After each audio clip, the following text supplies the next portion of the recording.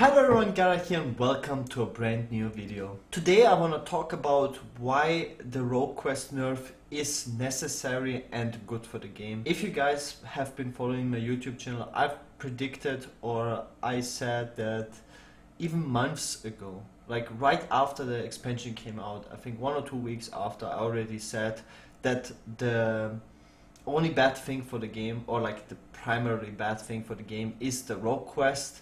For multiple reasons, and I am not surprised that it gets nerfed. I'm actually not sure if the nerf is like big enough. I hope it is, but yeah, in my opinion, the Rogue Quest should not be in the game, and the reason is because it is a tier 1 deck. If it would be like an just a fun gimmicky deck that works sometimes, then it should absolutely be in the game. But it being too strong is bad for the game for sure. And I will get into that in a second. I want to compare it to other cards in the past that would be fine if they're just gimmicky and fun. The two cards come to my mind are Yogg-Saron and Tusker Totemic. If Tusker Totemic would be like a really bad card that sometimes spawns a Totem Golem, yeah, it's frustrating, but on average it's not good. But Tusker Totemic was on average good, and it had outwin spikes pretty much in some matchups like the mirror or whatever. If we both play Tusker Totemic and I get a Totem Golem and you get just a normal totem, I will most likely end up winning the game, just because how the decks worked, how bad board clears are, and how bad comeback mechanics are in Hearthstone in general. The same with Yogg-Saron. Yogg-Saron should not be a competitive card ever. Like, it should be seen by streamers and like fun tournaments and whatever, but it should not be a card that is good on average. It's just bad, like for the competitive scene. Like, you cannot have a player losing from turn 1 pretty much. He's behind on board, behind on HP, behind on card size, and then he slams a card and has a chance to win the game. That is just wrong. It's like in chess, there's this one magical button.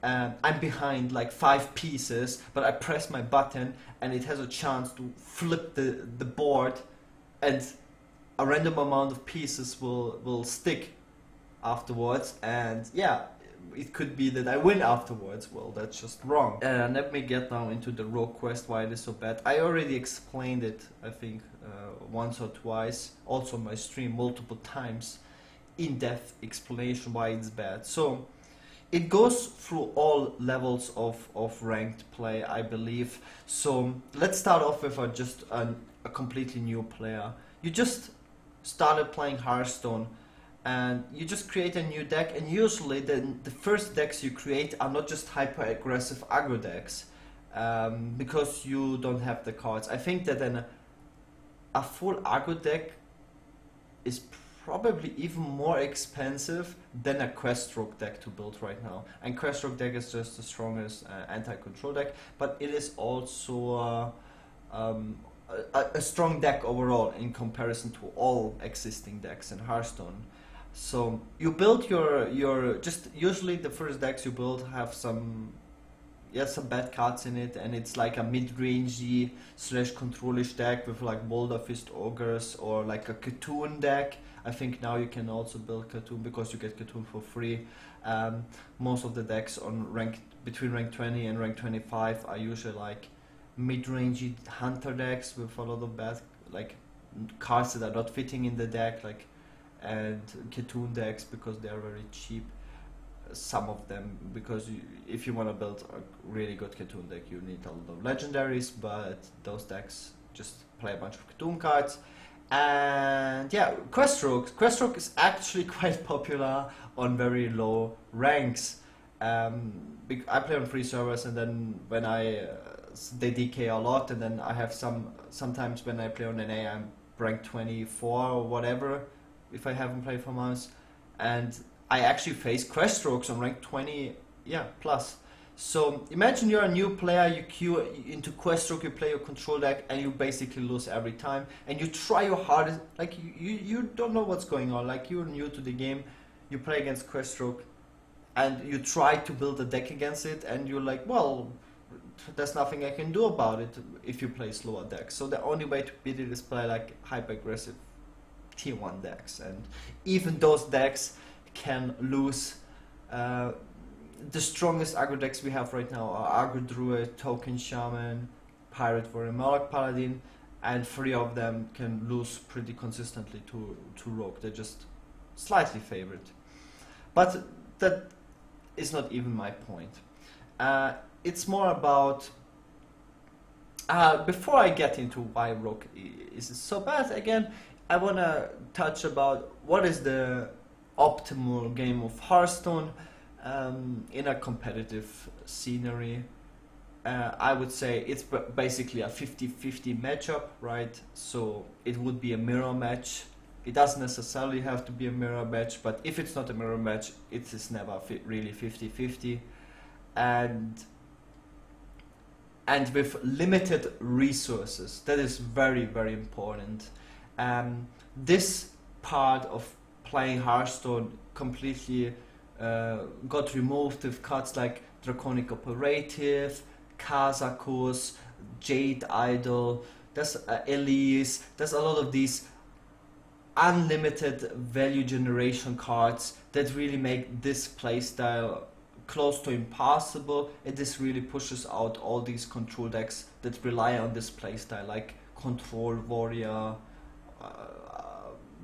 the old Control Paladin. Why Control Paladin is valuable, a value deck right now is a different story, and it works a different way because it can generate tempo at some point in the game and then kill the opponent. But you still see this playstyle in matches like Control Paladin versus Freeze Mage and matchups like that. We have this optimal game of Hearthstone, or we had it, in matchups like, for example, Aggro Mirrors. Aggro Mirrors have very clearly limited resources, and yeah, we have the same deck. So this is where you actually see skill matter the most, because let's say one player doesn't draw like a completely terrible starting hand. We both have like pretty good starting hands, not the same but good starting hands.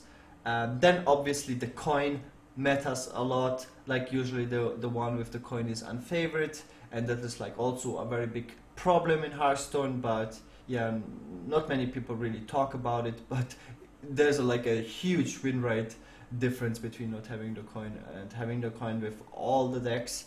But this is what we have for now.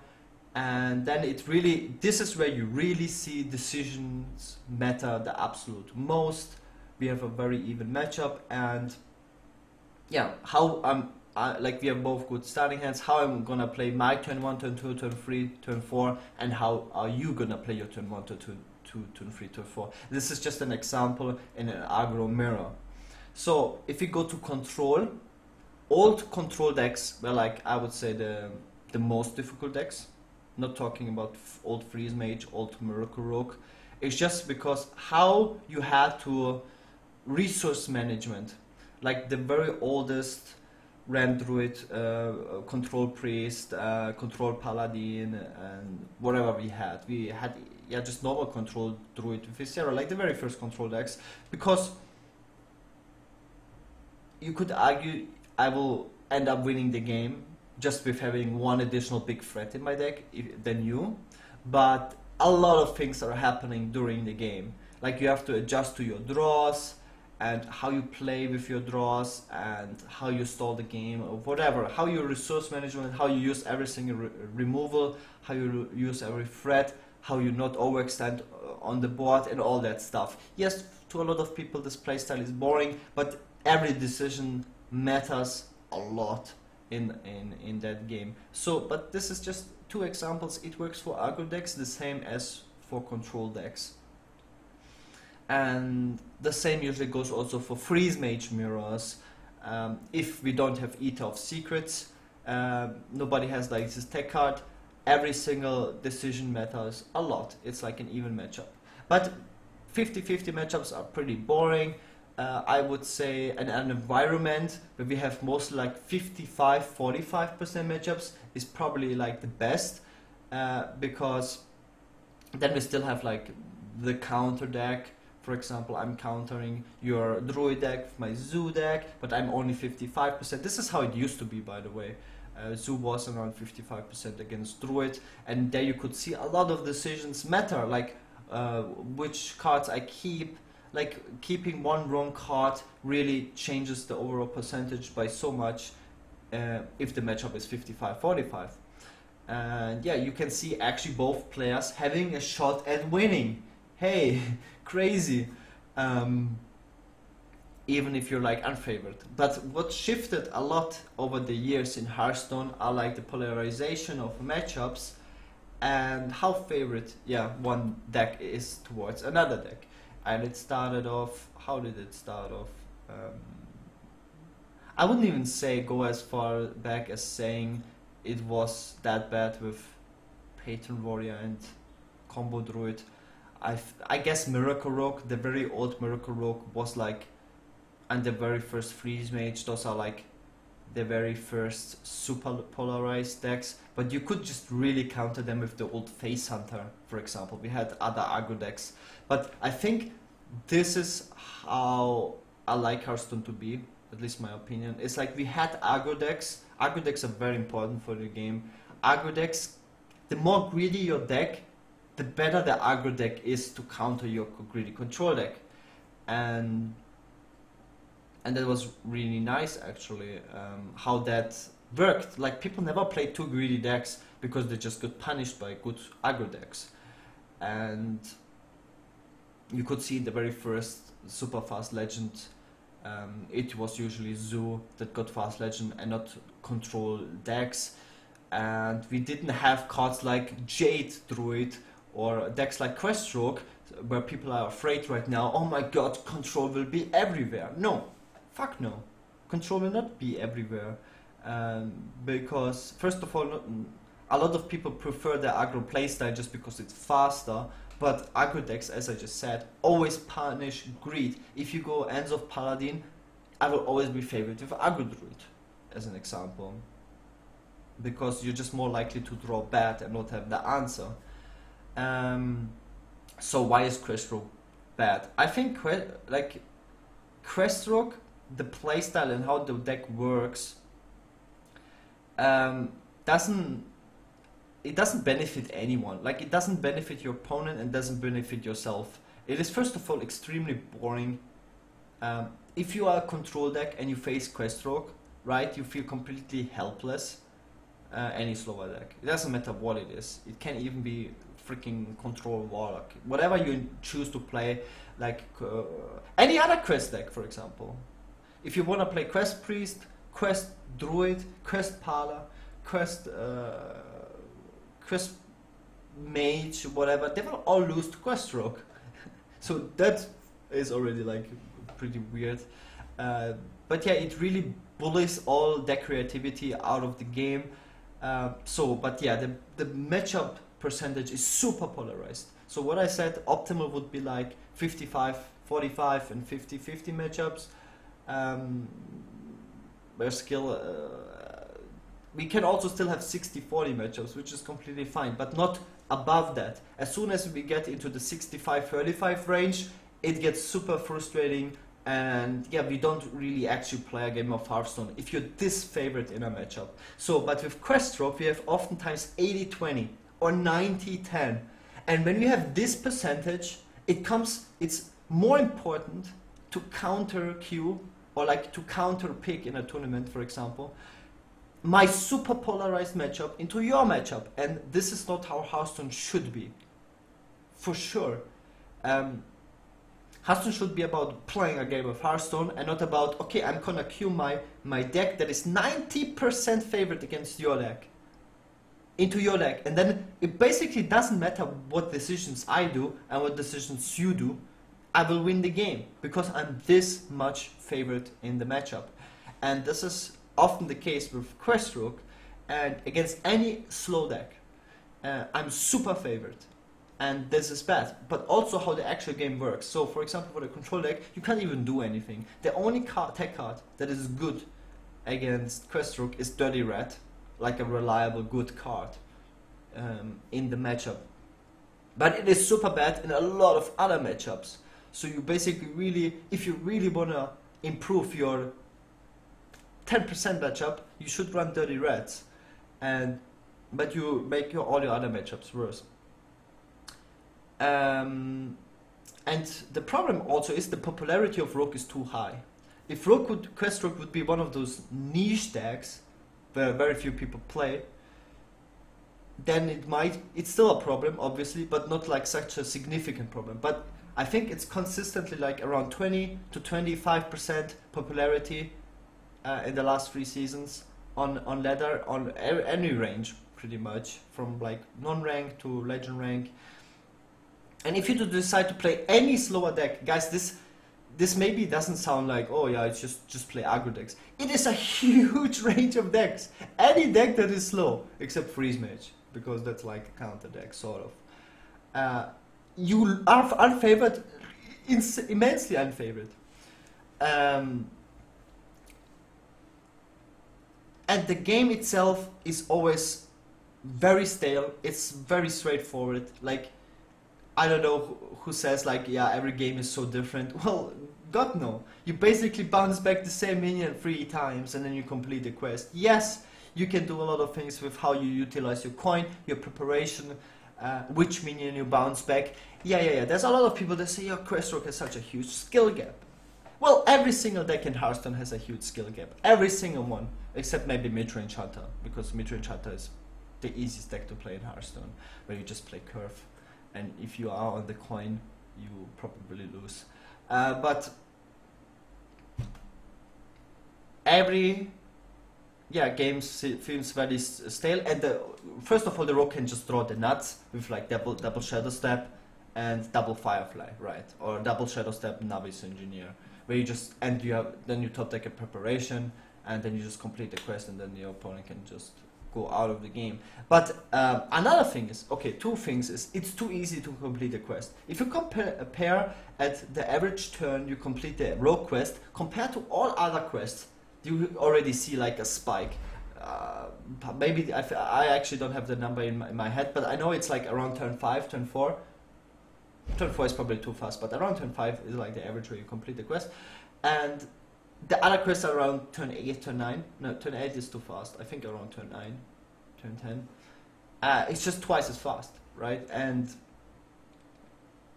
don't quote me on my numbers, but it's much faster. It's on average twice as fast as the other quests, and it's much more powerful. It's like twice as fast and more powerful. You basically win the game after you complete the quest if you're not dead.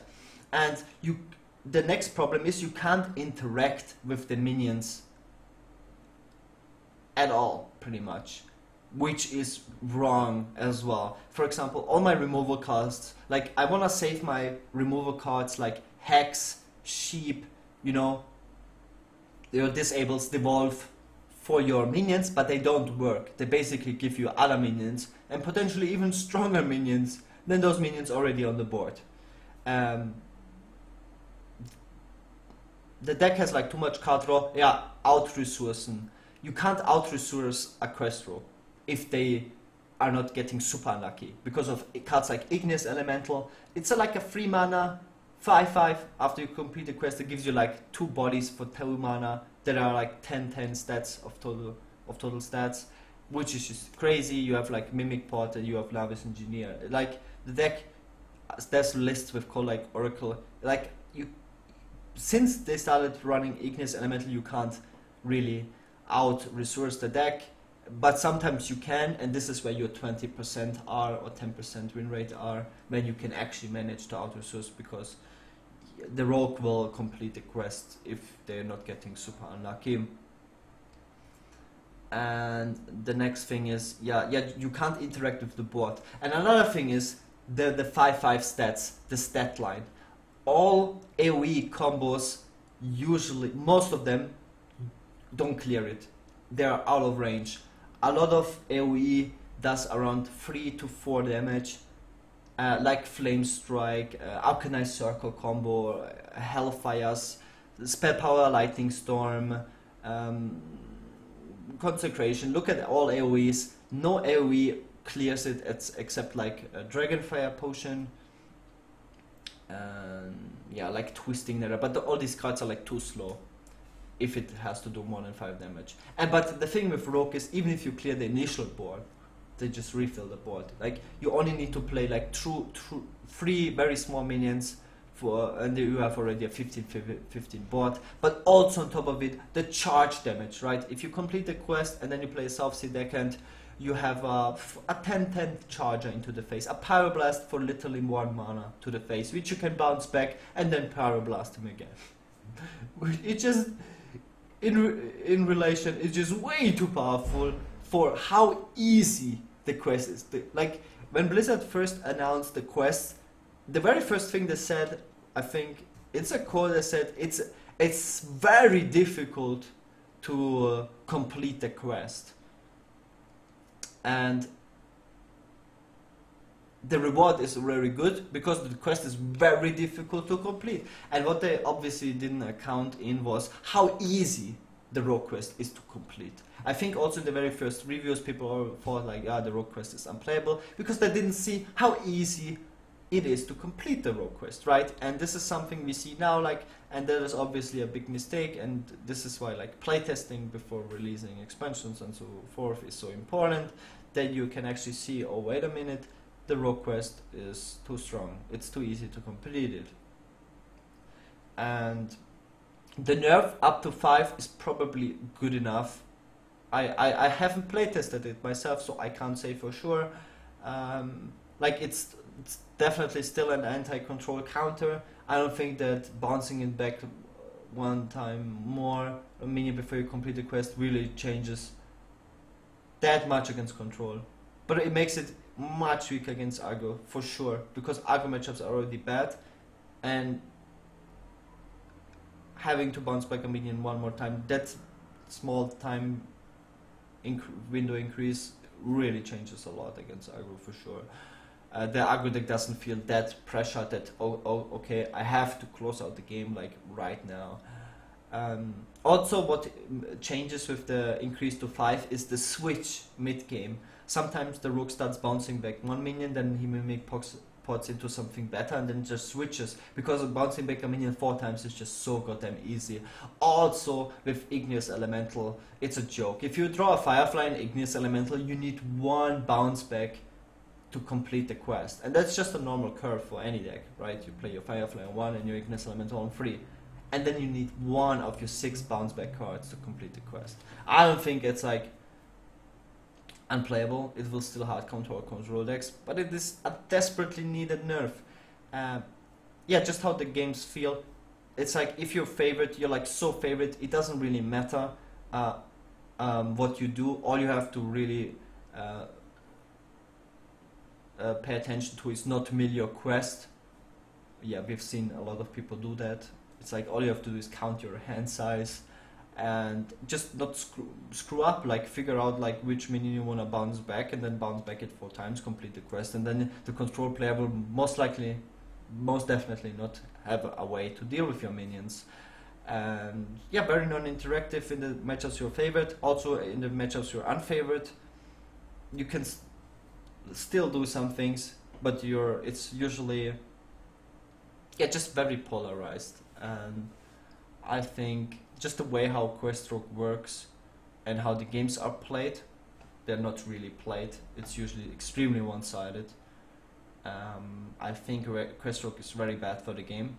It is much worse than other non-interactive decks like Patron Warrior or Freeze Mage, because you could always do something against them.